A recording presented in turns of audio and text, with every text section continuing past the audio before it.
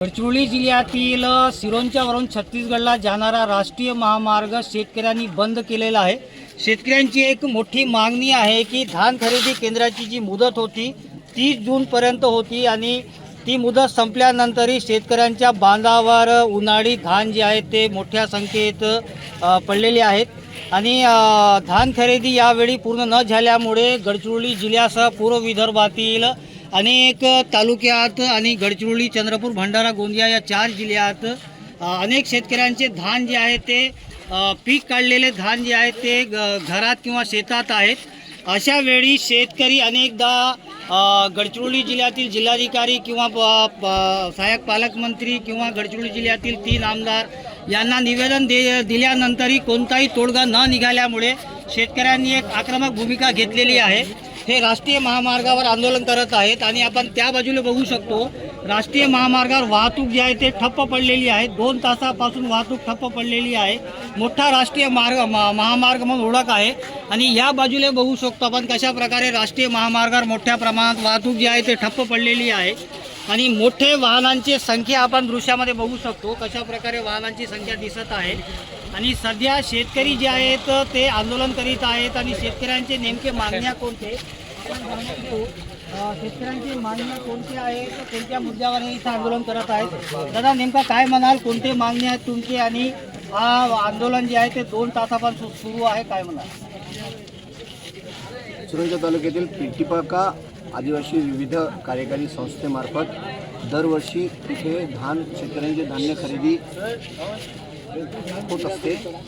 यावर्षी नेटवर्क अभावी वेळेवर शेतकऱ्यांची ऑनलाईन रजिस्ट्रेशन होऊ शकली नाही आणि धान्य खरेदीसुद्धा कोठार उपलब्धते नसल्यामुळे उशिरा खरेदी सुरू झाली आणि लवकरच मुदतवाढ संपली। ज्या दिवशी 30 जूनला मुदतवाढ संपली त्याच दिवशी शेतकऱ्यांना जवळपास 150 शेतकऱ्यांना मेसेज आला होता की तुमचं रजिस्ट्रेशन झालेलं आहे आणि तुम्ही तुमचं धान्य खरेदी करण्यासाठी या प्रांगणात घेऊन जा।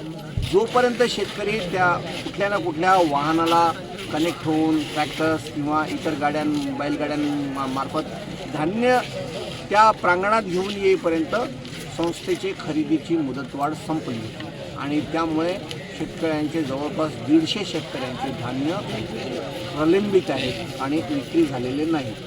तो शेतकरी अडचणीत पडलेला आहे आणि ही सगळ्या शेतकऱ्यांची अडचण आहे।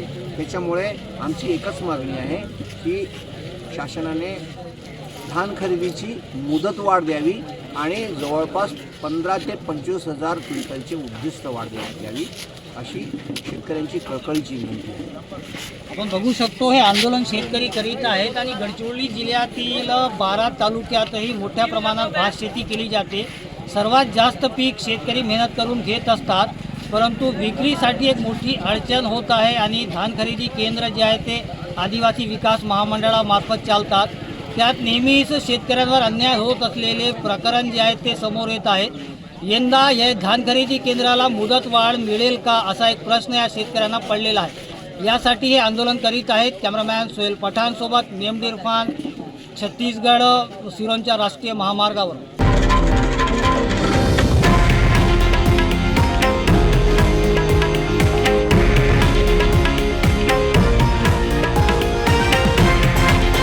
हे आहे देशातील नंबर 1 न्यूज नेटवर्क आणि आपण पाहत आहात TV9 मराठी, एकमेव।